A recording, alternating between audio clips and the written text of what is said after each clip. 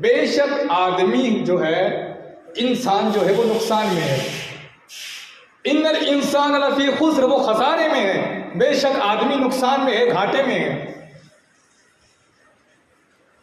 इन्नल इंसान लफी खुस्र इल्लल लज़ीना आमनू व आमिलुस सालिहात, मगर वो नहीं जो ईमान ले आए और अच्छे अमाल किए।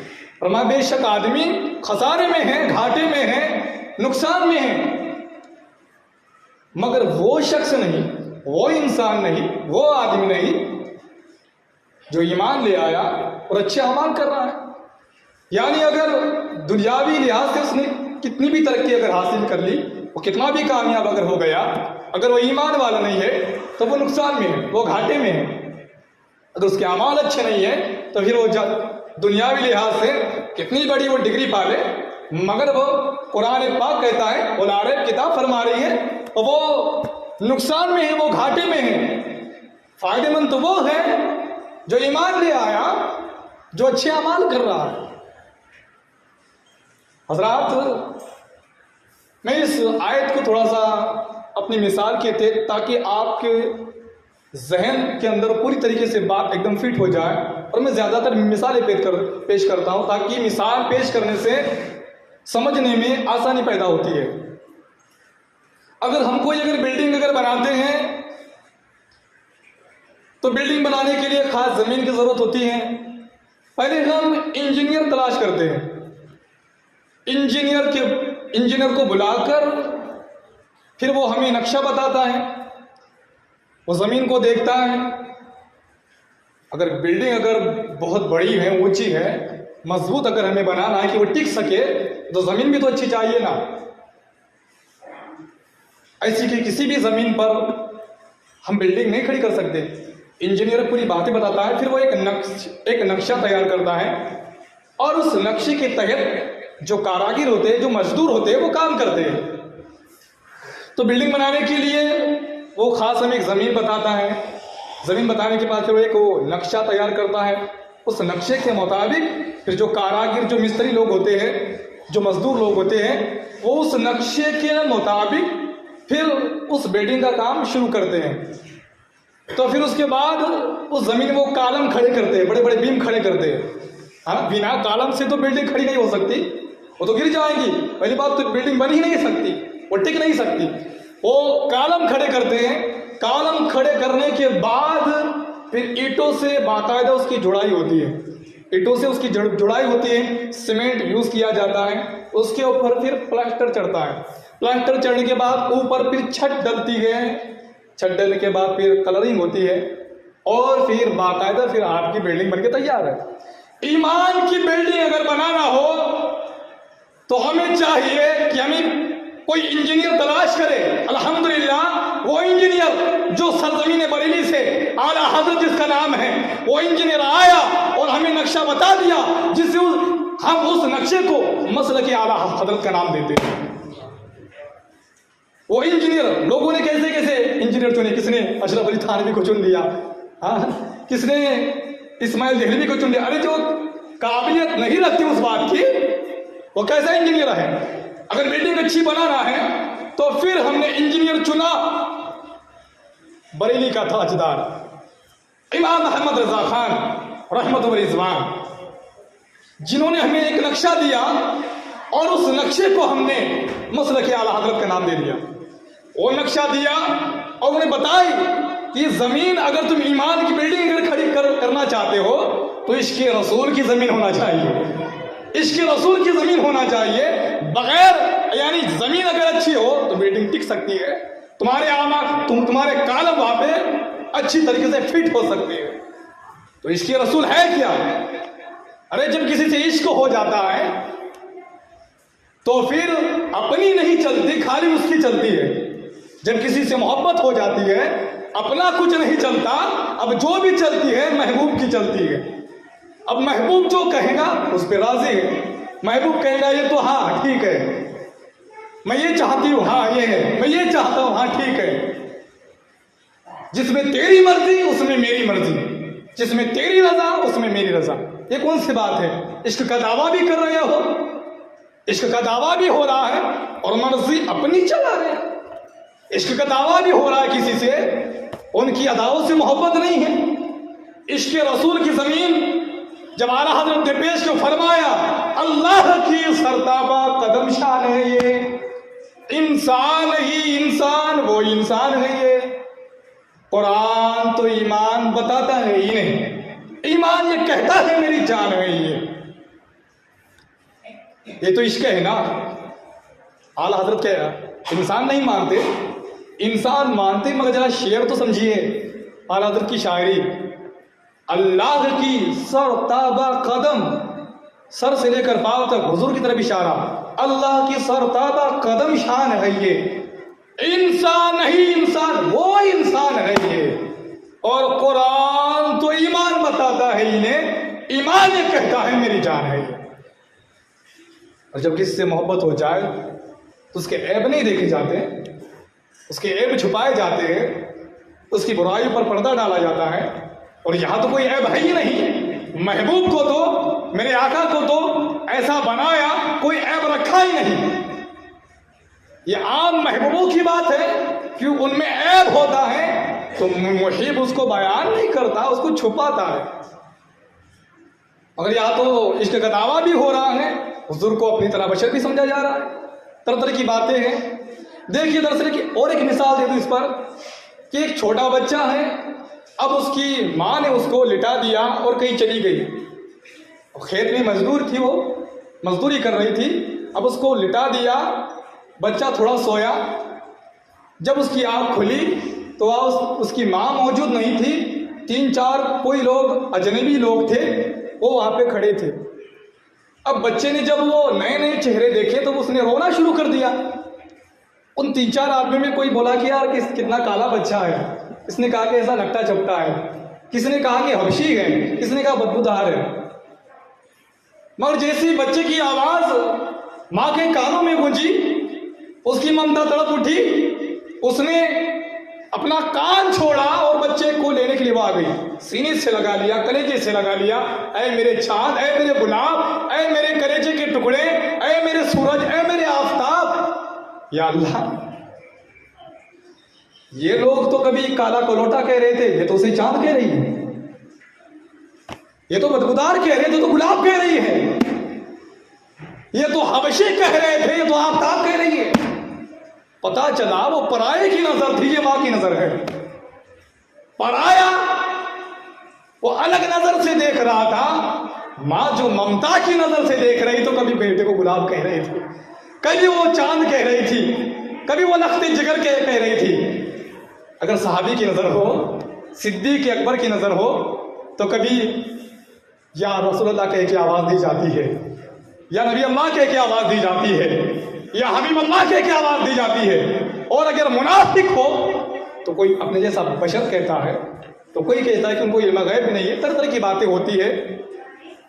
अल्लाह अकबर, कोई बड़ा भाई कह देता है। तो मुसलमानों, इश्क रसूल, आला हजरत ने ईमान की बिल्डिंग की बात चालू है ना, ईमान की बिल्डिंग अगर बनाना है, आला हजरत ने नक्शा पेश कर दिया। वो जो नक्शा जिसे हम मसलके आला हजरत का नाम देते हैं, आला हजरत ने जमीन बता दी, इश्क रसूल की जमीन है तो ईमान की बिल्डिंग खड़ी हो सकती है, वरना नहीं। अब कालम अगर तुम्हें खड़े करना हो तो वहां पर अकीदे का मजबूत कालम चाहिए। अकीदे के कालम ही नहीं मजबूत है तो बिल्डिंग खड़ी नहीं हो सकती। हाँ, तो और एक बात बता दूं, आला हजरत ने खाली नक्शा बताया है, आला हजरत ने मसलक आला हजरत का नक्शा बताया है जिसमें ईमान की बिल्डिंग बनाना है। अब कारागीर है वो उस नक्शे के मुताबिक काम कर रहे हैं, यानी आला हजरत ने हमें काम सौंप दिया है। अब जो सुन्नी उलमा है वो ईमान की बिल्डिंग बनाने के लिए वो लग चुके। सुभान आला हजरत ने इश्क रसूल की जमीन पेश की, फिर फरमाया अकीदे के कालम मजबूत कर दो, गाड़ दो वहां पर। अकीदा क्या है? ईमान अकीदा एक ही है, थोड़ा सा उसमें ऐसा फर्क है। अगर यानी खुदा, यह हमारा ईमान है कि अल्लाह है, अकीदा एक ही, वो कैसा है? वो बड़ी शान वाला है, उसकी बात निराली है, वो किसी का मोहताज नहीं, वो बेनियाज है, वो किसी की औलाद नहीं, उसको कोई औलाद नहीं, अल्लाह अकबर, उसको कोई बीवी नहीं, वो हर ऐब से पाक है, अल्हम्दुलिल्लाह। इसी तरीके से रसूल के बारे में अकीदा, अब नबी का माना ही होता है गैब जानना, तो अकीदे का कालम खड़ा कैसे होगा? अकीदा रखना पड़ेगा कि हुजूर अल्हम्दुलिल्लाह बशर तो है मगर हमारी तरह नहीं, वरना शैतान ने भी कहा था मौला मैं इसे सजदा करूं, ये तो मेरी तरह है, ये तो मैं इसे सजदा करूं जो एक मामूली बशर है। तो मामूली बशर समझना नबी को ये शैतान की आदत है, एक मामूली बशर समझना ये शैतान की आदत है। और ये कहना कि इंसान नहीं इंसान वो इंसान है, ये आला हजरत है। सुभान अल्लाह। अकीदे के कालम अगर गाड़ दिए तुमने तो क्या बिल्डिंग बनकर तैयार हो गई? तो जैसी ईंटें लगती हैं तो मुसलमानों आमाल की ईंटें, कभी नमाज की ईंटें, कभी रोजे की ईंटें, कभी तिलावत की ईंटें, कभी तरह तरह की नेकियों की ईंटें जुड़ जाएंगी। वो सीमेंट अगर तुमने मिला है नहीं उसमें तो खाली ईंटें रख दोगे, दीवार खड़ी हो जाएंगी। इबादत की दीवार खड़ी करने के लिए उसमें नीयत का सीमेंट मने मिलाना बहुत जरूरी है। नीयत ही सही नहीं है और खाली बगैर नीयत के, नीयत में खुलूस होना चाहिए, सीमेंट भी अच्छा होना चाहिए, नीयत भी अच्छी होना चाहिए, सीमेंट भी अच्छा होना चाहिए। नीयत अगर अच्छी हो तो फिर वो नीयत का सीमेंट इस्तेमाल करके हम आमाल की ईंटें रख सकते हैं, इबादत की दीवार बन के तैयार है। सुभान अल्लाह। अब इबादत की दीवार में कुछ कमी तो है, दीवार तो बन गई मगर कुछ कमी लग रही है। अब उसके ऊपर प्लास्टर चढ़ाना पड़ेगा, यानी जो ईंटें हैं उनको छुपाना पड़ेंगी। नमाज तो तूने पढ़ी, अब ऐसा बोलते फिरेगा कि मैं 5 वक्त तक नमाजी हूँ, उनको छुपाना पड़ेगा। हाँ, हज करके आ गया या फिर माह रमजान के रोजे रख लिए, खूब बड़बड़ करते फिरेगा कि मैंने माह रमजान यानी इतनी धूप में भी मैंने एक रोजा नहीं छोड़ा। प्लास्टर चढ़ा के उन बातों को छुपाना पड़ेगा। तो आजिज़ी का, इंकिसारी का प्लास्टर चढ़ा के, अल्हम्दुलिल्लाह प्लास्टर चढ़ने से दीवार में और ज्यादा खूबसूरती बढ़ जाती है। अब ये मत समझो कि आप बड़बड़ कर रहे हैं तो लोग आपको जाने की बहुत बड़ा इबादत गुजार है। अल्हम्दुलिल्लाह ये कहो कि यार मेरी औकात नहीं थी माह रमजान के रोजे रखने की, और है भी वाकई हकीकत ये है। तुम रोजे की नीयत न रखो, खाली सवेरे उठकर थोड़ा सा 4 बजे खा लो और दिन भर भूखे प्यासे रहो, नहीं रह सकते, आप नहीं रह सकते। ये अल्लाह की तौफीक होती है, वरना हमारी कोई औकात नहीं, हमारी तो इतनी भी औकात नहीं कि मस्जिद में आए सजदा करें, उसकी तौफीक है जो हमने सजदा कर लिया। तो या आजिज़ी का प्लास्टर चढ़ा के हम उस दीवार को खूबसूरत बनाते हैं। और छत की बात आई तो हम शुक्र खुदा का छत डाल देते हैं। सुभान अल्लाह। मौला बिल्डिंग बन के तैयार हो गई, इसमें मेरा यानी मेरी कोई इतनी बड़ी औकात नहीं थी, ये तेरा लाख लाख शुक्र है परवरदिगार आलम। जब खुदा का शुक्र अदा करूंगे छत बनकर तैयार हो जाएगी। समझ रहा है आपको? हमने जमीन ले ली, इश्क़ रसूल की जमीन, अकीदे के कालम गाड़ दिए, वहां पर आमाल की ईंटें यूज कर ली, नियत का सीमेंट मिला दिया, शुक्र खुदा की छत डाल दी। अब क्या बाकी रह गया? बिल्डिंग बनकर तैयार है मगर उसकी खूबसूरती नजर नहीं आ रही है, तो उसमें परहेजगारी का रंग मार दो। सुभान अल्लाह। परहेजगारी का रंग, कलर, उसको पेंट कर दो। क्या है परहेजगारी? परहेजगारी ये कि अगर तुम्हारा कदम अगर उठ रहा है तो शरीयत के मुताबिक है या नहीं, जो खाना सामने आया वो हराम का है या हलाल का है, लुकमा खाने से पहले 100 बार सोचना पड़ेगा। ये परहेजगारी का कलर अगर आपने मार दिया, पूरी बिल्डिंग कितनी चीजें लगी, हाँ, इसमें से अगर आप कालम अगर आपके पास नहीं है तो बिल्डिंग नहीं है आपकी। ईंटें अगर आमाल की ईंटें नहीं है, नमाज रोजा हज ज़कात नेकियों की ईंटें अगर नहीं है, आमाल की ईंटें नहीं है, कैसी दीवार आप खड़ी करेंगे? ईंटें है तो फिर खूबसूरती, उसको उसके ऊपर सीमेंट मारना पड़ेगा। सारी बातें तय हो गई। अब एकदम खूबसूरत शानदार मजबूत बिल्डिंग इश्क़ रसूल की जमीन पर खड़ी है। अब मुनाफिकत का तूफान आए, शिर्क का तूफान आए, कुफ्र का तूफान आए, जो कच्चे मकान है वो गिर सकते हैं, बिल्डिंग का बागी ताका नहीं हो सकता। तूफान अगर आता है मुनाफिकत का, सुलह कुल्लियत का, शिर्क कुफ्र का, तो बिल्डिंग के कोई धक्का नहीं पहुंचे। हाँ बस अब तुम्हें थोड़ा सा और ये करना है और ये करते रहना है कि उस खिड़कियों में से धूल अंदर ना जाए, और अगर जा रही है कचरा जमा हो रहा है तुम्हें झाड़ू हर रोज़ लगाना है, तुम्हें साफ सफाई रखना है। जहन की खिड़कियों से अगर गंदे ख्यालात वसवसे अगर ईमान की बिल्डिंग में अगर दाखिल हो रहे हैं, गुनाहों का कचरा जमा हो रहा है, तौबा की झाड़ू उठाओ, पूरा झाड़ू लगा दो। ये काम हमें रोज करना है। बहरहाल आप हजरात की समझ में आ गया होगा। मैंने आयत करीमा जो बयान की है, वल अस्र इन्नल इंसान लफी खुस्र इल्ला लजीना आमनु व अमिलुस सालिहात। बेशक महबूब इस जमाने की कसम, इंसान बेशक घाटे में है, नुकसान में है, वो खसारे में है, मगर वो नहीं जो ईमान ले आए और अच्छे अमाल किए। तो हम अगर ईमान लाने का दावा अगर करते हैं तो जिस तरीके से मैंने मिसाल पेश की है, क्या वाकई हमारा ईमान है उसी तरह? खुदा के बारे में हम क्या ईमान रखते हैं? रसूल के बारे में हमारा अकीदा क्या है? सहाबा के बारे में हमारा अकीदा क्या है? कुरान के बारे में हमारा अकीदा क्या है? और अगर हमारा ईमान और अकीदा अगर सही तरीके से है तो फिर वाकई हमारे अमाल भी सही है या नहीं? हमारे अमाल ठीक है भी या नहीं? अगर घर में कोई प्लेटें होती हैं, खाली प्लेटें हैं, हम लेके बैठ जाएंगे, पेट भर जाएगा? अरे उस प्लेट में खाना डालना पड़ेगा। ऐसा भी नहीं है कि बिना प्लेट के तुम खाना खाओगे। कोई प्लेट नहीं है, यानी खाना खाने के लिए प्लेट जरूरी है, पानी पीने के लिए गिलास जरूरी है, दूध पीने के लिए गिलास जरूरी है, चाय पीने के लिए कप जरूरी है। जरूरी है ना ये बातें?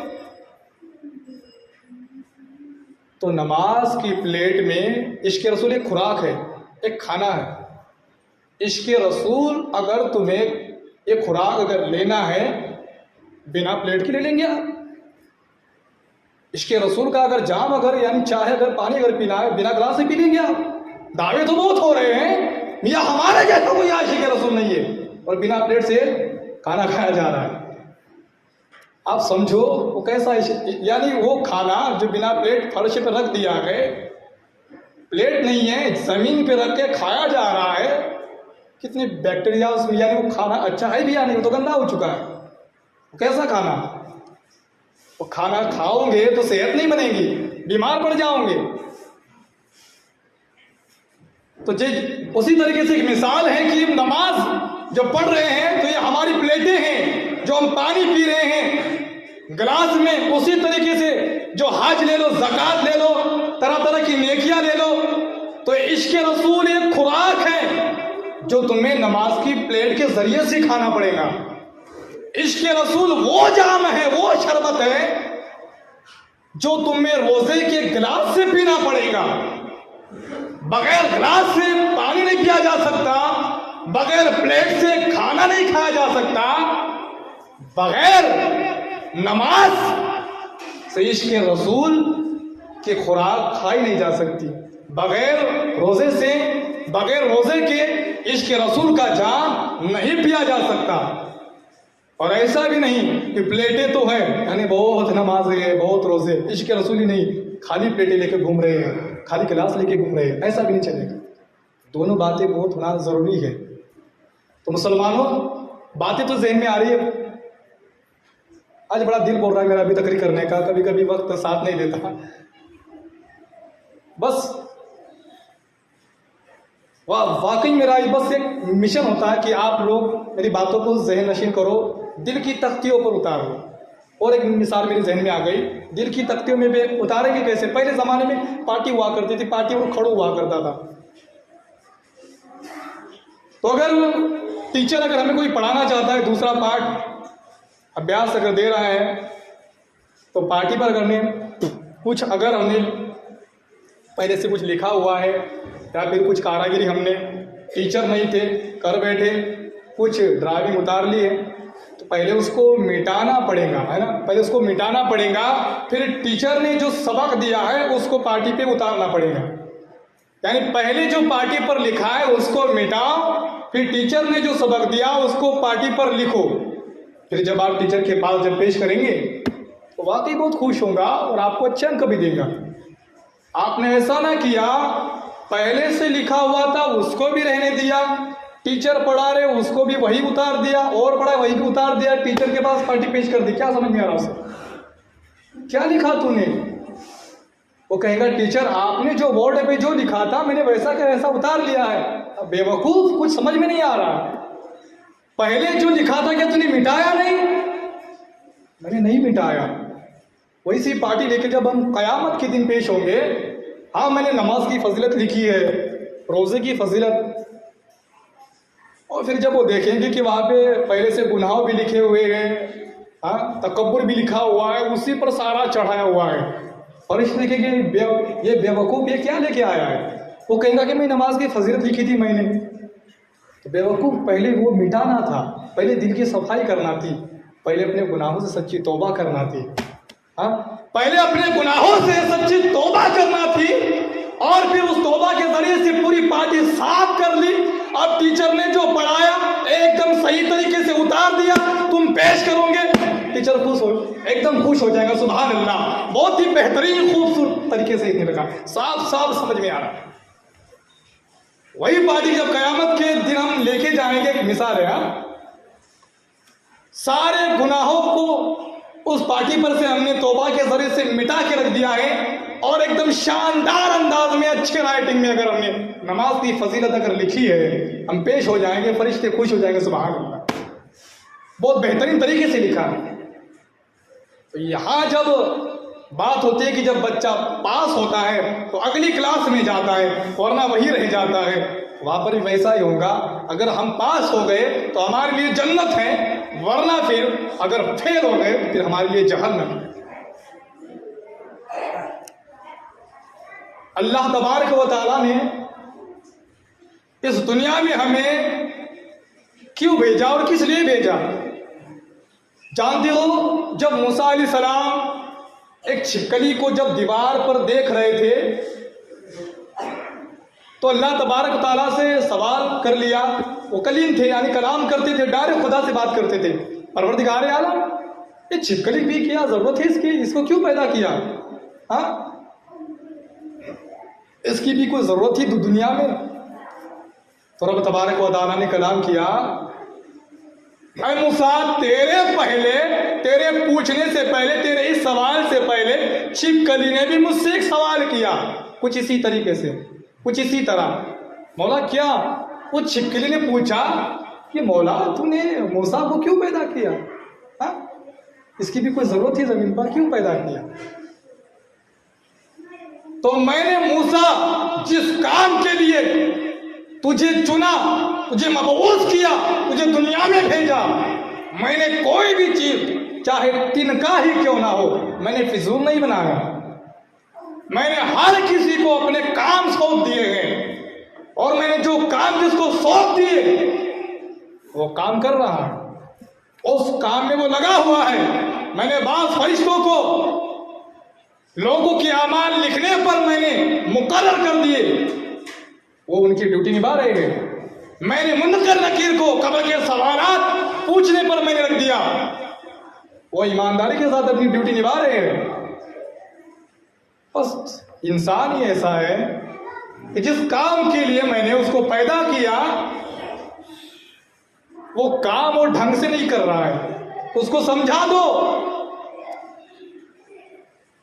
जो काम करना कोई चीज अगर छोड़ देती है, फिर वो चीज अपनी असल में नहीं रहती। जैसे कि ये माइक, इसका काम है मेरी आवाज को स्पीकर तक ले जाना, और अगर ये काम अगर छोड़ दे, इसका कोई काम नहीं मस्जिद में। फिर अगर ये बिगड़ जाए, अगर आप काम करना छोड़ दे, पहले भी ऐसे माइक होंगे, मगर जिन माइक ने अपना काम छोड़ दिया, अब अब उसकी कोई जरूरत नहीं मस्जिद में, अब उसको कोई पूछता नहीं, पड़े होंगे भंगार में वो। जिस काम के लिए जिसे चुना गया, जो काम कर रहा है, वही अपनी असल में है, वरना जिसने काम करना छोड़ दिया वो बेकार हो चुका। मुसलमान, जब तक तू नमाज़ें पढ़ रहा है इसलिए कि तुझे इबादत के लिए पैदा फरमाया गया, जब तक तू काम कर रहा है तब तक तू अच्छा है,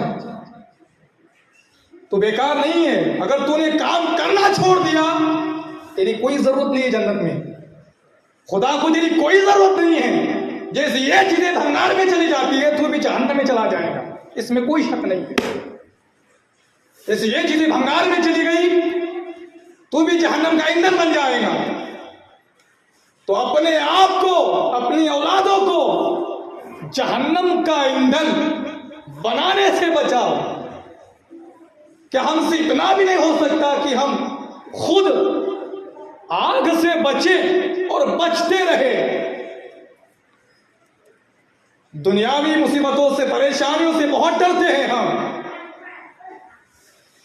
मगर देखा जाए तो फिर हम इतने निडर भी हैं कि फिर खुदा से भी नहीं डरते, हम कब्र से भी नहीं डरते। अल्लाह अकबर। मुसलमान किस काम के लिए पैदा किया गया था? जो काम उसे सौंपा था, बेशक जिसने करके दिखाया, आज उनके गुंबद चमक रहे हैं। जिन्होंने बाकायदा, जिस तरीके से रब ने कहा तुम्हें नमाजें पढ़ना पड़ेंगी, परवरदिगार आलम मौला नमाजों से तो ऐसा दिल लग गया है कि रात खत्म हो जाती है मगर मेरा सजदा खत्म नहीं होता। परवरदिगार, रात खत्म हो जा रही है, मेरा सजदा खत्म नहीं होता। यहाँ पर ये हाल है। उन लोगों का ना मुसल्लों से बड़ा रिश्ता था, उन लोगों का जानमाज से बड़ा रिश्ता था, मस्जिदों से वो बंधे रहते थे। अल्हम्दुलिल्लाह आज खाली उनके किस्से बयान किए जा रहे हैं, अमल कोई नहीं कर रहा। आज उनके वाकयात बयान किए जा रहे हैं, कोई उनके नक्शे कदम पर चलने को तैयार नहीं। हम उर्स मनाकर, बुरा मत मानिएगा, हम उर्स मनाकर न्याज तो खा रहे हैं अल्हम्दुलिल्लाह, मगर जिस न्याज वाले ने जो पैगाम दिया, मैं ये नहीं कहता आप न्याज ना बनाए, मगर जिस न्याज वाले ने जो हमें पैगाम दिया, उस पैगाम को हमने भुला दिया। हमें मुहर्रम का खिचड़ा याद रहा, अली असगर ने जो कुर्बानी दी वो कुर्बानी याद हमें नहीं रही। हमें मुहर्रम का शरबत तो याद रहा, मेरे इमाम हुसैन ने सजदे में गर्दन कटा दी, वो सजदा हमें भूल गए। हमें गौसे आजम का मुर्गा तो याद रहा, वो 40 साल तक ईशा के वजह से फजर की नमाज पढ़ रहे थे, वो नमाज भूल गए। हमें छठी शरीफ तो याद रही, मगर जो मिशन था अल्हम्दुलिल्लाह ख्वाजा की नमाज का, वो मिशन हमने याद नहीं रखा। यही तो हाल है हमारा। फिर लोग कहते कि बस तुम खाली न्याज़ें मनाते हो, नमाज नहीं पढ़ते, हाँ खाली शरबत पिलाते हो, नमाज नहीं पढ़ते। मुसलमानों, जब तुम मुहर्रम में शरबत बनाओ, में शरबत के खिलाफ नहीं है, अल्हम्दुलिल्लाह हमारा तो अकीदा है, हम उस दिन भर भर के शरबत पिलाते हैं। मगर कुछ कहना भी है, जिस तरीके से तुम ये शरबत बना रहे हो, लोगों को पिला रहे हो, अरे यार तुम इमाम हुसैन के नाम से नींबू का शरबत बनाकर लोगों को पिला सकते हो, क्या तुम नमाज का शरबत बनाकर पेश नहीं कर सकते? क्या तुम रोजे का शरबत बनाकर लोगों को नहीं पिला सकते? इश्क रसूल का जाम तुम लोगों को नहीं पिला सकते? मगर हमारे पास शरबत तो चाहिए, शरबत होगा तो पिलाएंगे। नींबू तो लेकर आ गए हम, बड़े अच्छी तरीके से हमने शरबत तो बना लिया, हमें ये शरबत तो बनाने आता है, मगर हजरत जी वो जो तुम बात बता रहे हैं नमाज की शरबत की, वो हमें बनाना नहीं आता। इश्क़ रसूल का शरबत हमें बनाना नहीं आता अभी तक। रिवाज मुसलमान, दुनिया की बात आई तो बड़ा सीख लेता है बहुत जल्दी, मुझे ये हुनर भी आता है वो हुनर भी आता है। एक और बात, मुझे एक वाकया और याद आ गया। एक बादशाह था, बादशाह के पास एक तेल बेचने वाला आ गया। अब बादशाह ने कहा कि तो कौन है? उसने कहा कि मैं मुसलमान हूँ। उसका जब नाम पूछा तो पता चला वो मुसलमान था। उससे कुछ दीनी बातें पूछी, उसे कुछ मालूमात नहीं। उसको नमाजों के बारे में पूछा गया। उस वक्त के बादशाह भी जो थे ऐसे वैसे नहीं थे, वो गद्दी भी संभालते थे, कुरान की तिलावत भी किया करते थे। सुभान अल्लाह। हज़रत टीपू सुल्तान रहमतुल्लाह ताला अलैह, है ना, अल्हम्दुलिल्लाह। जानते हो हज़रत टीपू सुल्तान रहमतुल्लाह ताला अलैह जो एक आलिम भी हैं, एक फाजिल भी हैं, और जब टेबल पे किताबें रख दी, फरमाया ऐ मुसलमानों, अगर हमें जिंदगी जीना है तो हमें इन किताबों की जरूरत है, और अगर किताबों को बचाना है तो फिर तलवार की जरूरत है। ऐसे ऐसे लोग थे वो। तो बादशाह जब नमाजों के बारे में पूछा, कोई मालूमात नहीं। दीन के बारे में पूछा, यानी इस्लाम के बारे में कुछ उसको याद नहीं। वो तेल बेच रहा था, तेल के बारे में पूछा तो इतना पटर पटर बातें करने लगा, कैसे बनता है, कैसा नहीं बनता है, किस तरीके से लिया जाता है, किस तरीके से दिया जाता है, इतनी इतनी बातें की। बादशाह भी देखकर हैरान हो गया, और मैं इसको जेल में डाल दूं, इसको जेल में डाल दो। इसने खाली अपने मतलब का नॉलेज हासिल किया है। यानी पहले मैंने नमाज के बारे में पूछा, हज के बारे में पूछा, दीन के बारे में पूछा, तो कह रहा था साहब अनपढ़ हो, बादशाह अनपढ़ हो। अरे मुझे ये सब बातें याद नहीं है। मैं कहा ठीक है, जाने तो अनपढ़ है, मगर जब इसका दिमाग देखा तो इतना तेज निकला कि तेल के बारे में बारीक से बारीक बात बता दी। हाँ, छोले से तेल कैसे बनता है, ऑयल कैसे बनता है, सारी बातें इसको याद है, इतना नॉलेज। इसको जेल में डाल दो कि मुसलमान हो, कैसे कुछ याद नहीं है।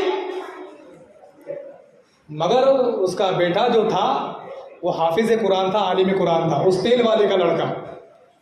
वो तेल वाले का लड़का बादशाह की कचहरी में पेश हुआ, और वह बादशाह तूने इंसाफ नहीं किया है, बादशाह तूने इंसाफ नहीं किया। कहा बेटा तू कौन? आखिर जिनके अब्बा को आपने, जो तेल बेचने वाला था वो मेरा अब्बा है, जिनके अब्बा को आपने जेल में बंद कर दिया है ना, मैं उन्हीं का लड़का हूँ, मैं हाफिज कुरान हूँ, आलिम कुरान हूँ। ये सुनते ही बादशाह कुर्सी पर से उठ गया, बच्चे से मुसाफा लिया। अल्हम्दुलिल्लाह, ये अजमत होती है, शान होती है उलमाए कराम की। सुभान अल्लाह। फरमाया बेटा दरअसल देख तेरे बाप का कसूर है, मैं तेरी बड़ी इज्जत करता हूँ, बड़ा तेरा एहतराम करता हूँ, मगर तेरा बाप जो है ना, दीन के बारे में उसे कुछ मालूमात नहीं है। फरमाया देखिए जी, मेरे पास भी इतना वक्त नहीं, क्योंकि मेरी फरागत अभी भी हुई है, मुझे इतना टाइम नहीं मिला कि मैं अपने बाप को सिखा सकूं, पढ़ा सकूं। मेरी फरागत अभी भी हुई, मैं अभी भी मैं मदरसे से आया हूं, मैं पढ़ा दूंगा। मगर बादशाह ने पूछा कि तू ये कह रहा है कि मैंने इंसाफ सही नहीं किया? अब बेटा तो आलिम दीन है। बेटे ने कहा देखिए दरअसल बात यह है कि कसूर उनका नहीं है, उनके माँ बाप का है ना। अब जब उनका काम था तो उन्होंने मुझे हाफिज कुरान बनाया, यानी मदरसे में डाला, आलिम बनाया। अब वो ना डालते तो मैं ना हाफिज बनता ना आलिम बनता, मैं ना हाफिज बनता ना आलिम बनता। तो जो मेरे बाप की जिम्मेदारी थी वो उन्होंने निभाई है। हाँ, मेरे बाप के माँ बाप की जो जिम्मेदारी थी ये उन्होंने नहीं निभाई है। और मैं फिर वो क्या है? हाँ, वो कब्र में। इतना सुनकर फिर बादशाह कहता है अपने सिपाहियों से कि इसके बात को रिहा कर दिया जाए। ये कि आलिम का एक हुनर भी होता है, उनका इल्म भी होता है। जब वो दुनिया में अपने बाप को जेल में से छुड़ा सकते हैं, वो इंशाअल्लाह क़यामत के दिन जहन्नम से क्यों नहीं छुड़ाएंगे? सुभान अल्लाह। हाँ, ये ताकत रखते हैं वो, अल्हम्दुलिल्लाह। तो मुसलमानों देखिए, बात ज़हन में से निकल, मैं क्या आपको बता रहा था। तो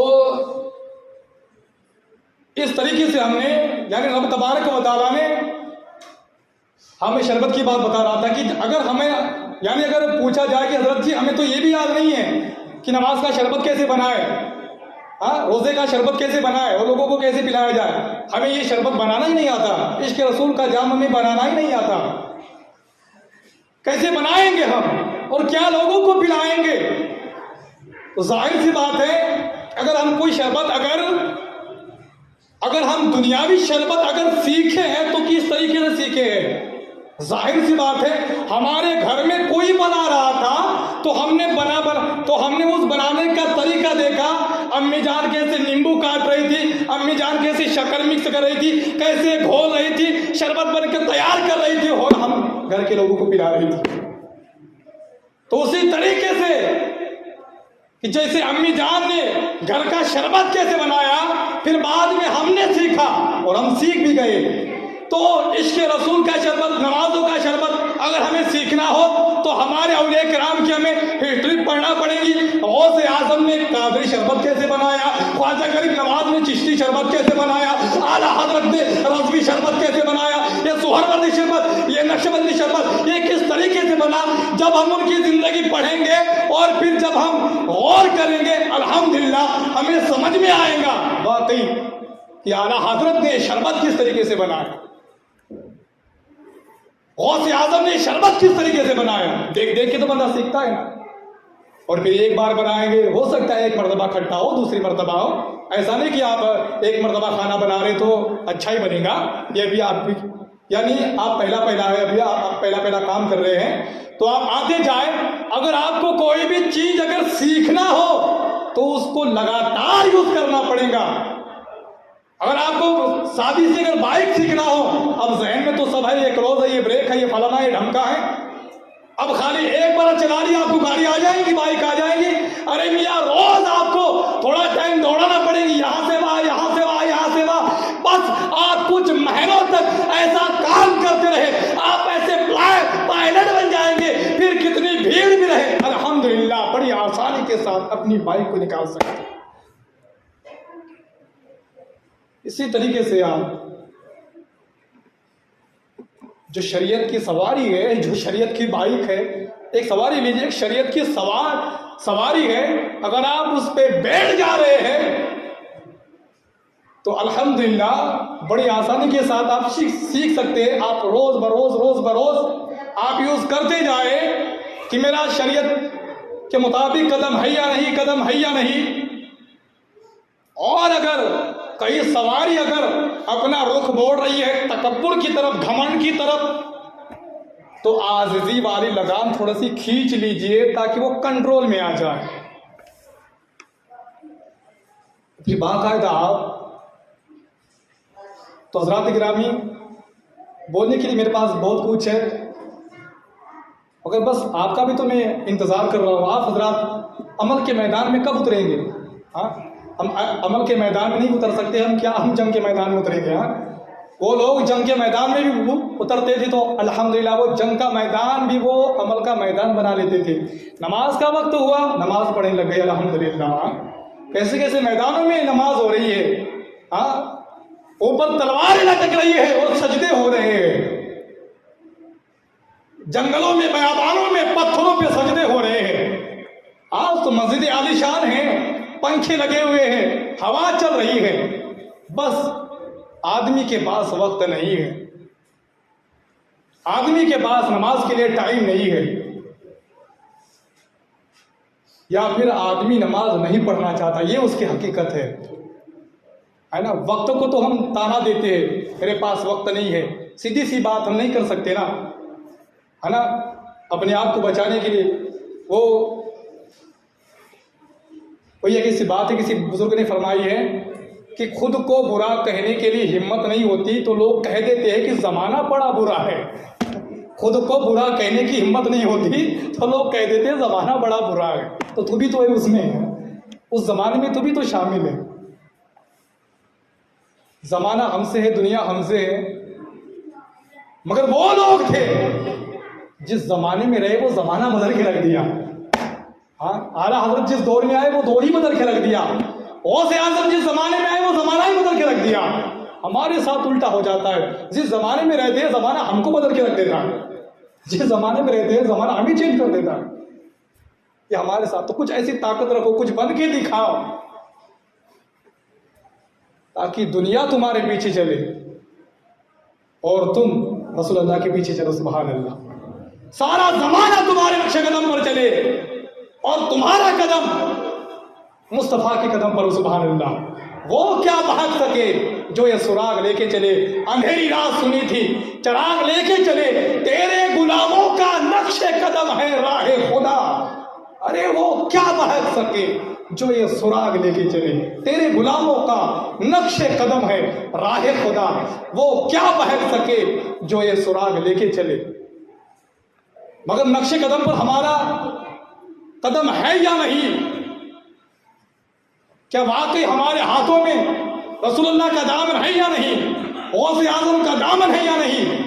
आला हजरत का दामन है या नहीं? ताज शरिया का दामन है या नहीं? जिलानी मियां का दामन है या नहीं?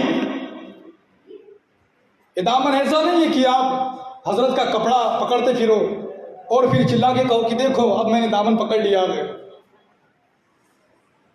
ये वो मोहब्बत का दामन है, ये वो इश्क का दामन है। जब मुरीद जब आदमी जब किसी पीर से जब मुरीद बन जाता है तो ऐसे बंधन में वो बंध जाता है कि अब पीर ने जो कहा उसने मान लिया। और सबसे बड़ा पीर अल्हम्दुलिल्लाह हुजूर सल्लल्लाहु अलैहि वसल्लम से बड़ा कौन है? किसी ने क्या खूब कहा है कि वो पीर थे अल्हम्दुलिल्लाह, ना उनके जैसा पीर हो सका, ना सिद्दीक़ अकबर जैसा कोई मुरीद बन सका, ना रसूलुल्लाह जैसा कोई पीर बन सका, ना सिद्दीक़ अकबर जैसा कोई मुरीद बन सका।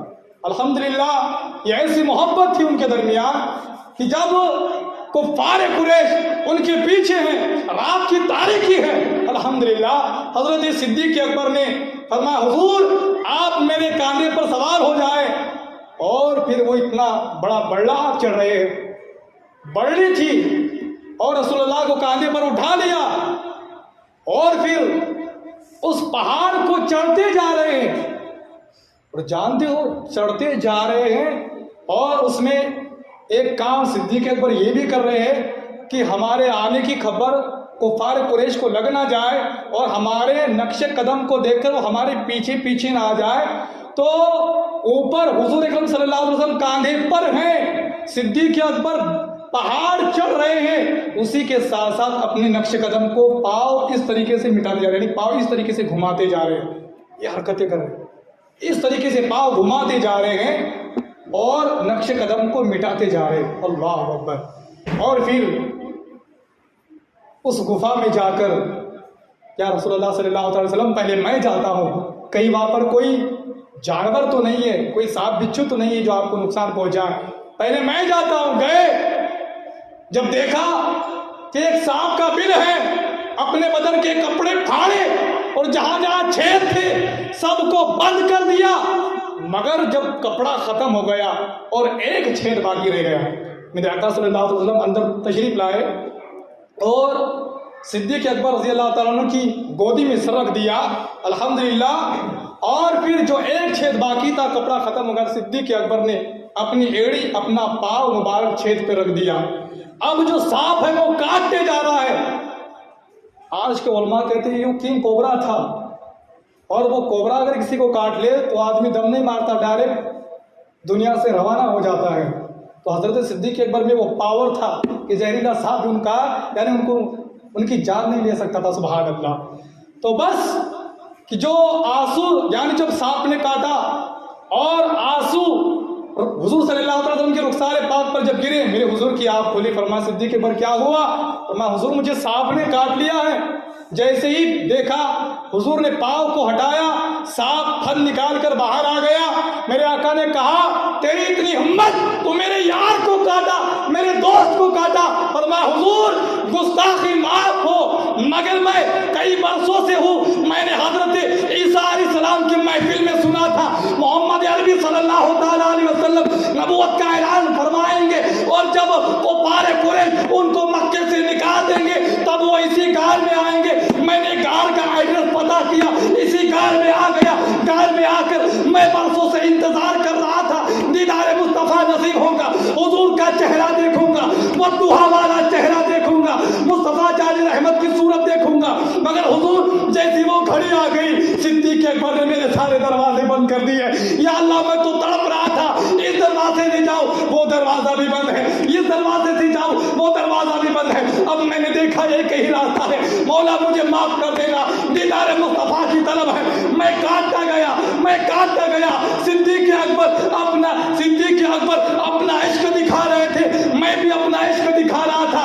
वो भी एक आशिक रसूल थे, मैं भी एक आशिक रसूल था। हुजूर वो भी आपके लिए ये सब कुछ कर रहे थे, मैं भी आपके लिए सब कुछ कर रहा था। हुजूर अब मैं हाजिर हूँ, आपका दीदार हो गया है, जो सजा दोगे मुझे मंजूर है। इश्क की बात होती है प्यारे, अल्हम्दुलिल्लाह फिर कभी। मगर हजरात गिरामी, हमारा इश्क कहाँ तक है, जरा घर जाके हम थोड़ा सा एक रूम में बैठ जाए कि वाकई जो मेरा इश्क है वो कहाँ तक है, किस बुनियाद पर, यानी कहाँ तक पहुँचा है, तो फिर पता चलेगा। अरे यार हमारे लिए नमाजों के लिए टाइम नहीं है, उन लोगों ने क्या क्या नहीं किया आका सल्लल्लाहु ताला अलैहि वसल्लम के लिए। क्या हम इतना भी नहीं कर सकते कि हुजूर ने कह दिया है, हुजूर आपको क्या चाहिए, मेरे आका ने कहा कि तुम मुझे क्या दे सकते हो, मैं तो देने के लिए आया हूँ। सुभान अल्लाह। अरे मंगता तो है, मंगता कोई शाहों में दिखा दो जिसको मेरे सरकार से टुकड़ा ना मिला हो। आका है फकीरों पे, उन्हें प्यार कुछ ऐसा खुद भीख दे और खुद कहे मंगता का भला हो। हुजूर आप देने के लिए आए हैं, मगर हम कुछ देना चाहते हैं, मगर हम क्या देंगे। हुजूर ने फरमाया मुझे बस मेरी आंखों को ठंडक पहुंचाते रहो, मेरी आंखों को खाली ठंडक देते रहो। क्या दे सकते हैं हम, तो कुछ दे सकते हैं, कम से कम वो तो देकर देखो। मेरे आका ने फरमाया नमाज मेरी आंखों की ठंडक है। अब जो आशिक रसूल होगा वो नमाज पढ़ेगा इंशाअल्लाह। वमा अलैना इल्लल बलागुल मुबीन।